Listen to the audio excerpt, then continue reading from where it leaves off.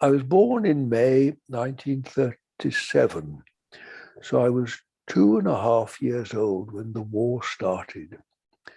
And so nearly all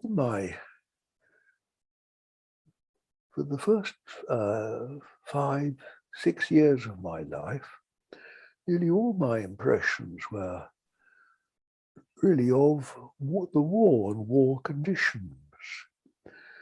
It was entirely normal for me to look up in the sky and see military aeroplanes flying overhead, to see all the men dressed in khaki uniforms, to see military vehicles, tanks and guns around.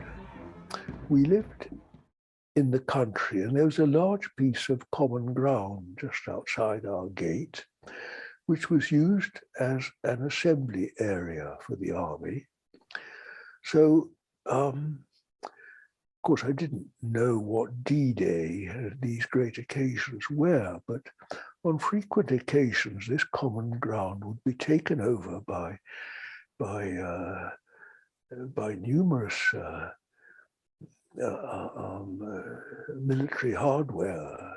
I knew all about guns and ammunition, little carts that went before the guns, and the various tanks and Bren gun carriers, they were called, and the things with caterpillar tracks like tanks, but open on top, and all the various vehicles that the army had. The soldiers were always kind to us children, would smile at us and say nice things, so we felt welcome.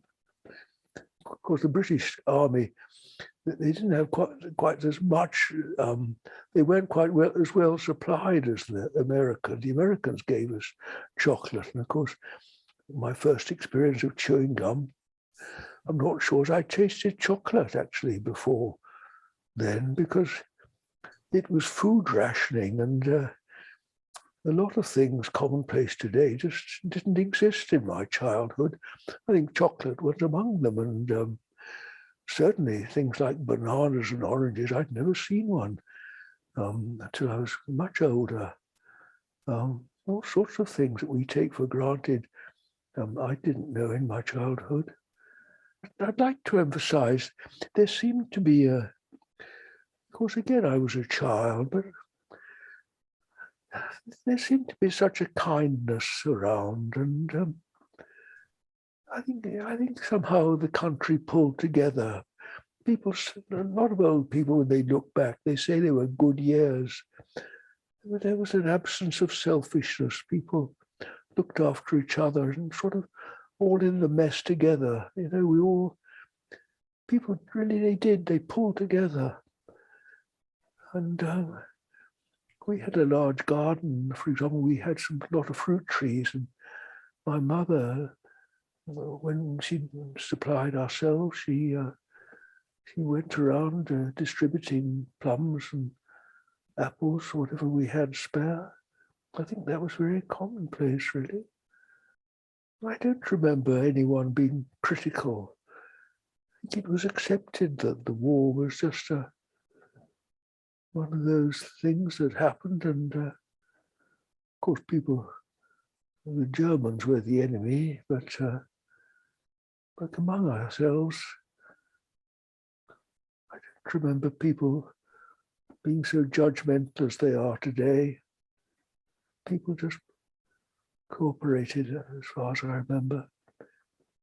And then throughout my school days, it was much the same until when I was 18, I joined the army myself, and look back on that as essentially a very good and decent time among decent people. Of course, there was a lot of back chat and ribaldry, but again, there was a basic kindness, I think, that dominated the way people were towards one another. manly, rough kindness. Of course, there were many sad sights. There were still, when I was a child, there were lots of people walking around with wounds from the First World War. There were several men who'd been gassed in the village who poor old things, just coughing and never got over it. I had two uncles that went. Well, one uncle went through the First World War. He was one of the few that survived, and he was full of stories about it. He used to be very funny, really, talking about the dreadful things that happened in the trenches, but somehow he kept his all sort of boyish humor about it all, talking about the rats and the corpses and other dreadful things, unmentionable. How people would just lie down and sleep in inches of muddy water. I think he didn't sleep under a roof for 4 years, just sleeping out in the cold and rain and snow. He was in a Scottish regiment, wore a kilt all the time. He was very proud of that. The kilt would freeze in the winter and cut him behind the knees, he used to say, but he said he never had a cold in all those 4 years. It's extraordinary what the human body can stand. Yes. And then I had another uncle who lost his arm. He was a fighter, one of the early fighter pilots, lost his arm. Quite a number of limbless men, because they didn't have all these elaborate things they have today. I remember seeing someone take off he had a wooden leg, and it was just a piece of wood with a hollow at the top, and he stuck his stump into this hollow, and I suppose put a strap around it. And that's how he got around. Extraordinary when you think of all these complicated. They've got a different word. They call it prosthetics or something now, don't they? People actually run with them. Mm-hmm. It's extraordinary how people get on and manage. Manage without things. Of course, people have always found ways to manage, and they keep a cheerful. They can smile through it all. Put an arm around each other's shoulders. So, as the old saying is, soldier on. Yes. Dad was an artist, so he got drawn into, it was the early days of propaganda, but advertising was just beginning then. And of course, they didn't have photography, hadn't developed, so it was all done by artists, people who could draw. And of course the Germans were put out their propaganda, and the Allies had to do the same. So they were all, the leaflets had to be prepared and dropped over German territory. Yes, I'm not quite sure, but I know Dad was very devoted to serving the country. He was a great patriot, and because that's another thing people were very patriotic, and most of the men in the army were very proud of their regiments. I remember I was when we joined the army. Goodness me, talk about, we're loyal to football teams and things now, but people used to, the men certainly, nearly all of them were very proud of their regiments, and each regiment had its own tradition, and men wore different badges and that to denote who they belong to. It is extraordinary, especially in adversity, how this bond of course, men wouldn't call it love. That seems sissy, but they would today. But in those days they didn't. But they called it comradeship. Yes, but of course a man would give his life for his friend. That was commonly done. Yes, that was part of. That's just the way it was. I think in those extreme conditions, it's not something you think about, it's something you do naturally. It's a marvelous part of human nature. We're not all bad, There's something good in every man. And often under extreme conditions, it comes out, the best of us. Maybe that's what came out of the country at that time. And now that we've got it all good, everybody's got money, and we got, all we can do is grumble. So we're nothing like as nice people as you are when you're up against it. Like we saw during the COVID crisis, something of that old spirit came out, didn't it? People helped each other. Yeah, it's a blessing in disguise when things go wrong. Yeah. Why does it bring tears?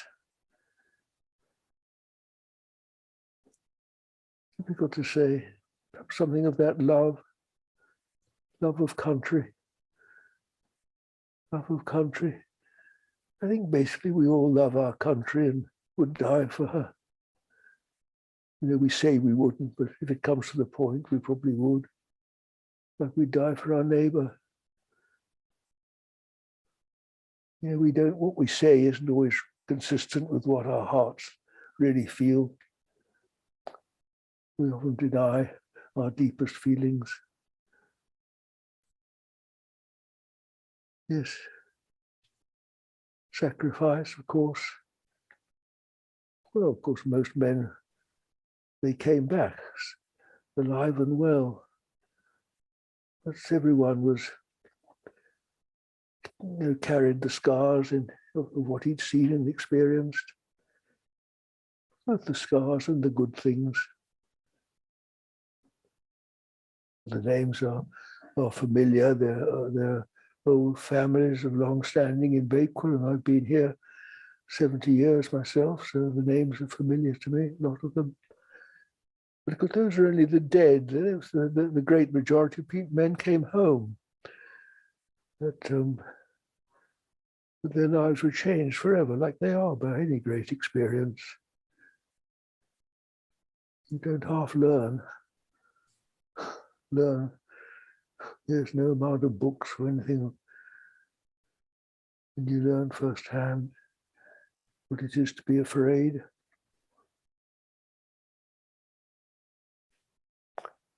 Yeah. You see, unless people have to, people won't embrace hardship willingly, will we? We always try to mollycoddle ourselves, and we want the government to do everything and provide. We won't work. Really, few people will stand up and work unless it's a necessity. And so I think it was a great pity they abolished national service. There was compulsory military service for every young man for 2 years. And I thought it was an excellent thing, because at that age you leave school and a lot of young men don't really know what to do, and to be given the opportunity to be disciplined and taught many good things. I remember I was taught to sew. I had to mend my own socks. Of course, in those days, people did, with a needle and wool, we'd mend our own socks, which were made of wool, of course, not plastic then, and sew on buttons and things. Yes, I had a little sewing kit that was issued by the army. Jolly good thing too. We were all taught to sew and make our beds and clean our boots and fold our clothes neatly. My God, we were taught to be clean too. That was most important. Goodness me, if anyone wasn't clean, there were a lot of boys, they came from poor homes, they hadn't been taught these things. And goodness me, we had to be clean, had to be shaven every morning, often in cold water. Didn't do us any harm. But it's taught to be tough, taught to jump off heights, things that we'd be terrified of, would never dream of doing on our own, but when you have to do it, you learn to be brave. That's a great thing for a man to learn, courage. My God, that's one of the most important lessons, taught to be brave. The spiritual life, you need to be brave because it's tough. You meet many, many trials, many monsters. You have to deal with them, both in your own life and in others. Yes, I think in the Bible, many are called, but few are chosen. How many people start off with enthusiasm on the spiritual path and when things get tough, they fall away. This discipline and courage is part of the journey. Faithfulness, fortitude, all these old-fashioned virtues, they stood the test of time. The army stood for a lot of very good things.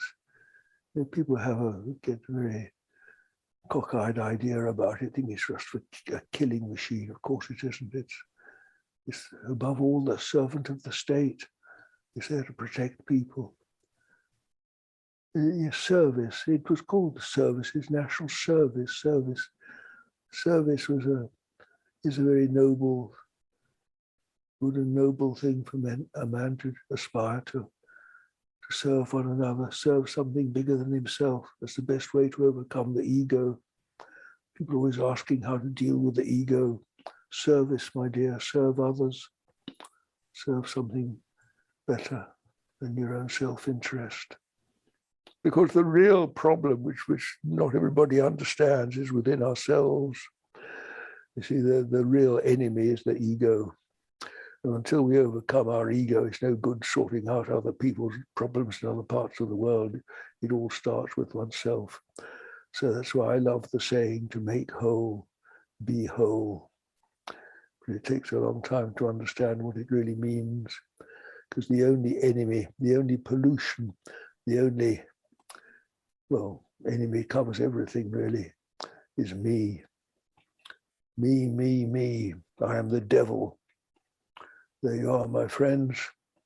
The ego is the devil. Call a spade a spade. That's what it is.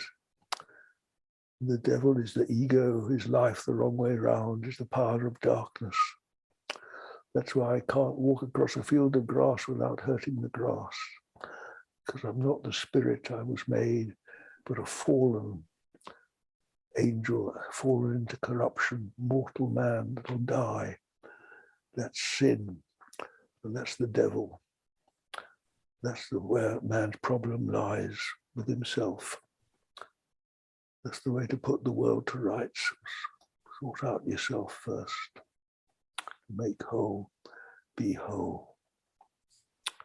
That's the real army. That's the soldier. That's called the soldier of truth, soldier of Christ. That's the real battlefield. I can tell you it's a lot more difficult than wearing a uniform and going out and fighting a war. Fight the war within yourself. It goes on till your dying day. Follow the standard of Christ. You know, onward Christian soldiers, there's the old hymn, isn't it?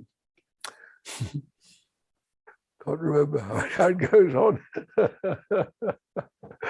That's the thing. Yes, the cross. There's the symbol, the great symbol you see of the horizontal arm is the world going round from past to future, and the cross is the perpendicular. You see, is the journey from darkness to light, from death to life. The opportunity is always in the here and now. Yes, that's the real war and the real thing to remember on Remembrance Day, my friends. That's how to put the world to rights, to make whole, be whole.